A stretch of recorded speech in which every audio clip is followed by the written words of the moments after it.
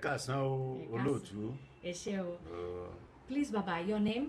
Orúkọ mi ni Chief Morakiyo Ifatokun Jayeola, Ààrẹ Ìṣẹ̀ṣe of Ọ̀yọ́ Empire, lábẹ́ àṣà Aláàfin ikú bàbá yèyé, kábíyèsí Aláàfin o. My name is Chief Morakiyo Ifatokun Jayeola, the Ààrẹ Ìṣẹ̀ṣe of Ọ̀yọ́ Empire, under the Aláàfin ikú bàbá yèyé, kábíyèsí o. So Baba, just very shortly, I would like to know what is Ebora. Wọ́n ní bàbá ní díẹ̀ àwọn fẹ́ mọ ìtumọ̀ Ebora. Ebora ó dàbí èèyàn ṣùgbọ́n kì í ṣe ènìyàn torí pé òun a máa ní ojú kan ṣoṣo.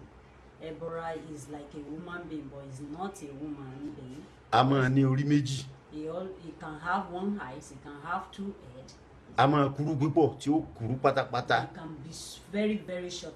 A sì máa ga tí ó ga lọ rororo. And some may be taller, too tall. So Ebora yàtọ̀ sí ènìyàn. They are different from women. Então quer dizer, ele teve a explicar, eu perguntei o que era Ebora. Ele disse que Ebora não são seres humanos, mas que têm olho na testa, podem ter duas cabeças, podem ser baixos, podem ser altos, podem ter vários pés. So Baba, if it's not a human being, is Ebora Òrìsà? Ṣé Ebora ni Òrìṣà? Ebora é Òrìsà o. It's not Òrìṣà. Òrìsà yàtọ̀ sí Ebora. It's different from Òrìṣà. So Baba, actually, where does Ebora lives? Níbo ni àwọn Ebora? Inú igbó aginjù. In the deep Kìí ṣe igbó forest. tó súnmọ́ tòsí ilé pápá. So is there like spirits in the bush? It's bush. Spirits in the bush. But wọ́n máa ń rìn wá gbòòrò náà. But they always come to the town too. A sì lè rí wọn. But we cannot see them. Pronto, eu perguntei a ele se Ebora, se não era ser humano, se Ebora era Òrìṣà. Ele disse que não, que Ebora não é Òrìṣà. Que Ebora são espíritos da floresta, que vivem na floresta, mas que também se aproximam do ser humano e vêm para onde o ser humano vive. So Baba, can you give us, for example, one name or two names of Ebora, of these spirits? Ebora. Ṣáà ní orúkọ míì yàtọ̀ sí Ebora. A tún ń pè ní iwin. A tún ń pè wọ́n ní iwin. So Iwi is Ebora. Àjànú. Ajanu is another Ebora. So eu perguntei se ele nos podia dar dois nomes ou um nome de Ebora. E ele disse Iwi and Ajanu é outro nome que eles também dão. So Baba, do Yoruba people, do they use the Ebora for anything? Ṣá máa ń lò fún iṣẹ́ A kankan. máa ń lò. We use it. So níbi tí a bá rí i pé àwọn èèyàn bí fẹ́ gbìjalè tẹ́bọra bá wà ńbẹ̀ mo ní fẹ́ lọ bẹ̀. If we Torí tí see, wọ́n bá ti rí Ebora tó lórí kan tó lójú kan. if we notice Mo ní lè lọ bẹ̀. that armed robber want to rob in a place, and we can always send Ebora to the place to protect the place. If the armed robber sees the Ebora that has one eye or two heads, they will run away. Okay, so you use Ebora for protection, and it's like you use these spirits for protection as medicine as well. Bẹ́ẹ̀ À ń lo Ebora yìí fún ìdáàbòbò àti àwọn oògùn. Ṣé bẹ́ẹ̀ ni? bẹ́ẹ̀ ni. Ok. So eu perguntei qual a utilidade, se eles utilizavam a Ebora e qual era a utilidade destes espíritos, tinham alguma utilidade? Ele disse que sim, que eles utilizavam estes espíritos para a medicina tradicional e para magias e também para proteção. Deu, por exemplo, de utilizarem estes espíritos Ebora para protegerem contra os ladrões. Por exemplo, se um ladrão vira uma Ebora que tem um olho, por exemplo, na testa ou duas cabeças, as pessoas fogem. Então eles utilizam os Eboras não só para proteção, mas também para magia. So Baba, Ebora is not Òrìṣà. Not Òrìṣà. Kì í ṣe Òrìṣà. So Baba, now what is Òrìṣà? Bàbá kí ni Òrìṣà gangan? Òrìṣà gangan Olódùmarè ló rọ òrìṣà wáyé gẹ́gẹ́ bí irú Ọbàtálá ń sìn. Olódùmarè ló rán wá sáyé. Ògún òrìṣà ni. Ṣàngó òrìṣà ni. Ọ̀rúnmìlà òrìṣà ni àti bẹ́ẹ̀ bẹ́ẹ̀ lọ. Òrìṣà are the descendants direct from Olódùmarè, They are the Òrìṣà that Olódùmarè created to the head, like Ọbàtálá, like Ogum, like Xangô, like Irúnmolè. All these more so they are Òrìṣà. Òrìṣà. Yes. So, Baba, let me understand. Òrìṣà are the divinities that Olódùmarè created in the olden days, in the primordial times, to come to the earth for creation of the earth. Are the first divinities that were created. It's called Òrìṣà. Is it like that? Ṣé àwọn Òrìṣà ni ohun àkọ́kọ́ tí Olódùmarè kọ́kọ́ dá kí wọ́n rọ̀ wá sílé ayé láti wá tún lé ayé ṣe àwọn ni. Òrìṣà ni Olódùmarè kọ́kọ́ dá o. They are the first divinities God created. Àwọn òrìṣà ni Eu perguntei o que era Òrìṣà. Ele disse que Òrìṣà foram as primeiras divindades criadas por Olódùmarè quando Olódùmarè quis mandar as divindades à terra para a criação da terra, que foi a primeira criação do Olódùmarè, as primeiras divindades que se chama Òrìṣà. So, Baba,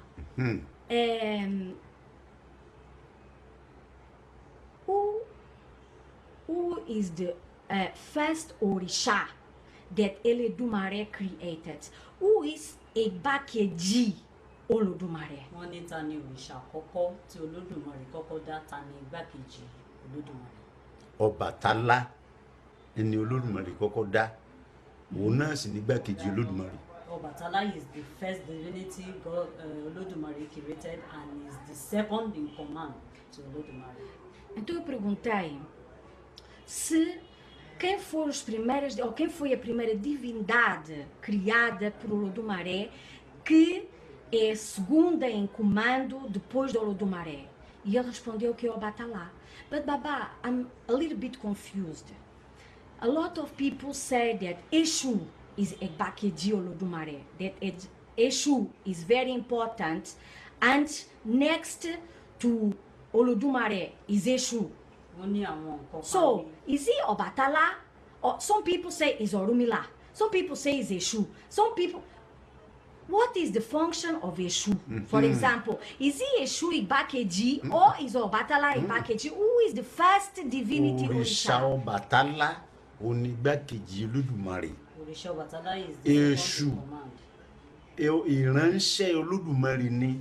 Exu is the messenger Ìgbà tí of àwọn Olódùmarè. èèyàn ń gbọ́ mẹ́sẹ́ẹ̀jì rẹ̀ látọ̀dọ̀ Olódùmarè ní ẹ̀fọ́ pé ní igbákejì, òun kọ́ ní igbákejì o. When people are seeing they sending the message to Olódùmarè, that's why they thought is the Second in command. Ìránṣẹ́ ni, kò sẹ́ni tí ò lè ránṣẹ́. Anybody can send him message. So, Baba, let me try to understand. Ọbàtálá is Igbakeji Olódùmarè, is the first one to be created. Yes. Bẹ́ẹ̀ni. Exu is a worker, he works for Olódùmarè. But it's very important. It's important. Exu is Òrìṣà. Exu is Òrìṣà. Òrìṣà ni. Exu is Òrìṣà. Òrìṣà ni nítorí pé Òrìṣà. látọwọ́ Olódùmarè ló ti wá. Came from Olódùmarè is Òrìṣà. Is Òrìṣà. Ok, but it works for Olódùmarè. Pronto, eu quis que ele explicasse, porque, pronto, é um pouco confuso, e eu pedi novamente que ele explicasse. Ele disse que a primeira divindade a ser criada e que é a segunda em comando depois do Olódùmarè é Ọbàtálá. Que Exu é Òrìṣà, e que Exu tem uma função muito importante juntamente ao Olódùmarè, mas que Exu simplesmente é um trabalhador para o Olódùmarè. É ele que leva as mensagens entre o Òrìṣà, entre o Olódùmarè e entre o ser humano.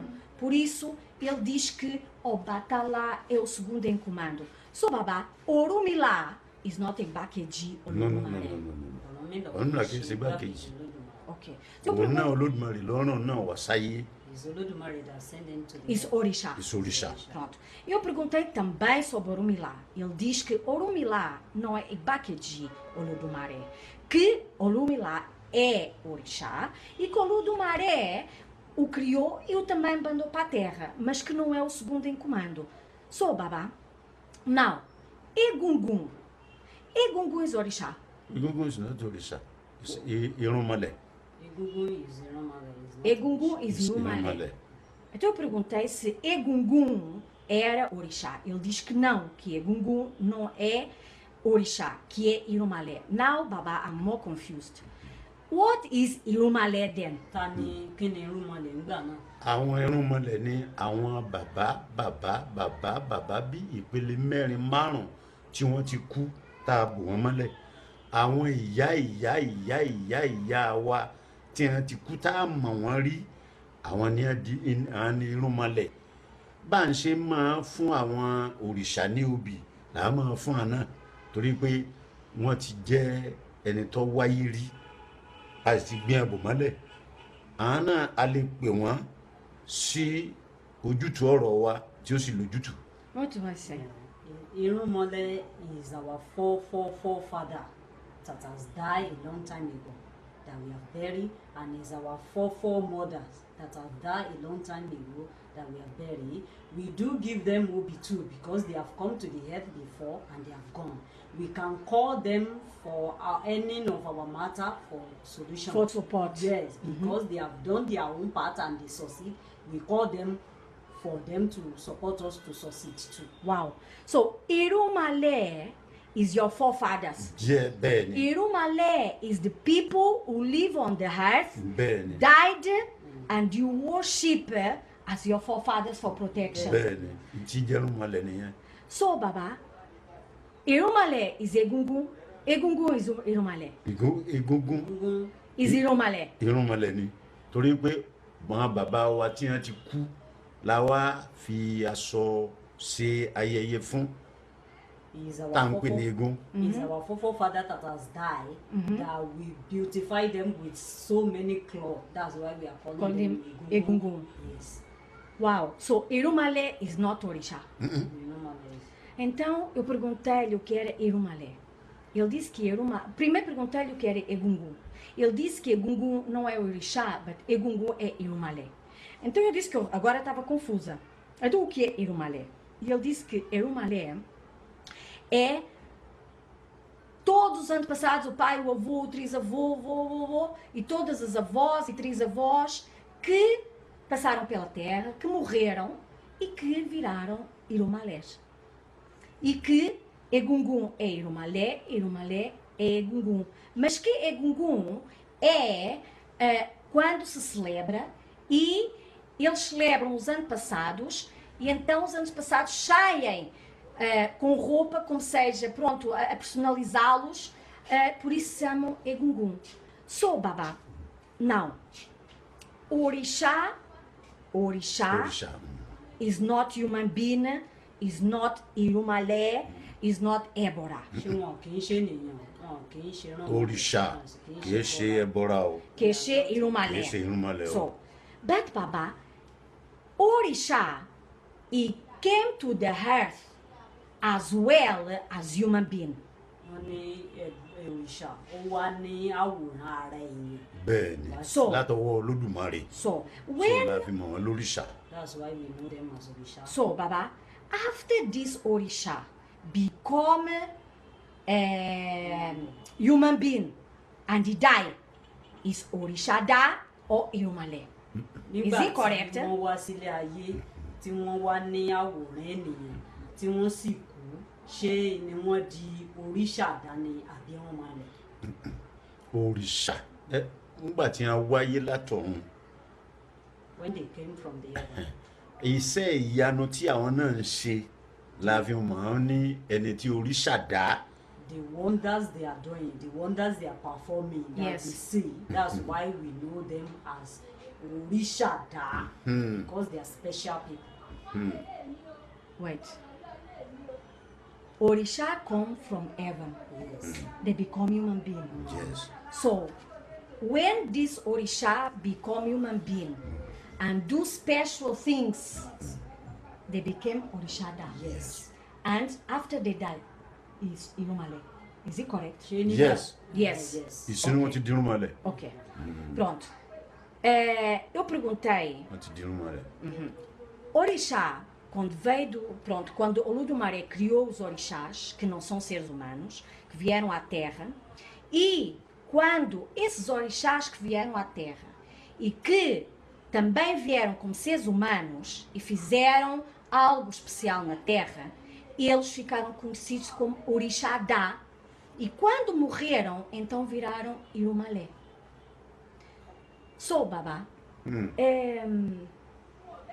only the Òrìsà that came to the earth as human being and die become Irúnmolè. Irúnmolè. If he no become human being, is Òrìsà. Ìsòrìṣà.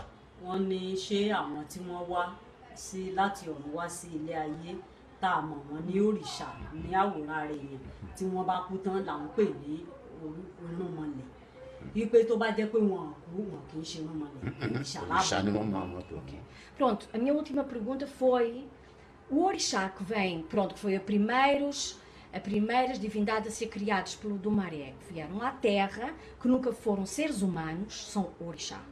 Aqueles Òrìṣás que viraram seres humanos e que foram especiais, tiveram o nome de Òrìsà Dá, e quando morreram, então são cultuados como Irúnmolè. Mas Òrìṣà são as primeiras divindades criadas por Olodumare. So, Baba, what is Igbamalé and Irúnmolè? Igbamalé, because when you pray, you always talk Igbamalé and Irúnmolè. What is that? Wọ́n ní kí ni ìtumọ̀ ìgbà Ìtumọ̀ rẹ̀ ni pé àti irinwó náà? ká fojú inú pé a fẹ́ kójú ọ̀rọ̀ òjò wọn wa a wá lọ sí ibojì àwọn Irúnmolè wa bí ìyá bàbá a wá pé Ìgbàmọlẹ̀ Irúnmolè ó túmọ̀ sí pé àwọn bàbá tí wọ́n ti kú bí 100 ọdún sígbà tá a wà yìí 100 ọdún sígbà tá a wà yìí la pè ní Ìgbàmọlẹ̀ Irúnmolè kí wọ́n wá bá wa ṣe ní tá a fẹ́ ṣe. Is our fofo when is that an example like Yes. when there is no rain and we went to like Iboji, they call it Iboji, where we bury the forefathers. It's a special place. Now we will now call them that our forefather come to the earth to come and help us on this solution. Our forefather come to the earth to come and help us in this solution. The reason why we call them is to support, but we always call them Ìgbàmọlẹ̀, Irúnmolè, the forefather that has died 200 years ago, and the forefather and the mother that died 400 years ago. Pois eu perguntei qual é o significado de Igbamalé e Irúnmolè, porque sempre que eles rezam, eles chamam sempre Igbamalé and Irúnmolè. Então ele explicou que quando, por exemplo, tem um exemplo, quando existe uma seca ou pronto, existem problemas, eles recorrem sempre a pedir ajuda aos antepassados que morreram. Então vão pedir aqueles que morreram há 200 anos, aqueles que morreram há 400 anos, pronto, vão chamar todos os antepassados para virem suportar e ajudar para que o problema acabe. Por isso é que eles lhe chamam Igbamalé ou Irúnmolè. Baba, last question. Okay. Ogboni, Izi Òrìṣà. Ògbóni ṣoríṣà ni. Òrìṣà kọ́ ni Ògbóni o. Is not Òrìṣà. Eu perguntei se a sociedade Ogboni era Òrìṣà. Ele disse que não. And Baba, the Edan that they use in Ogboni, Izi Òrìṣà, Ẹ̀dàn ṣoríṣà ni. Irúnmolè. is not Òrìṣà. Pronto, Irúnmolè. is not Òrìṣà. Pronto, eu perguntei também se o Edan, que era utilizado em certos cultos e também no Ogboni, se era Òrìṣà. Ele disse que não é Òrìṣà, que é Irúnmolè. Baba, é chegando.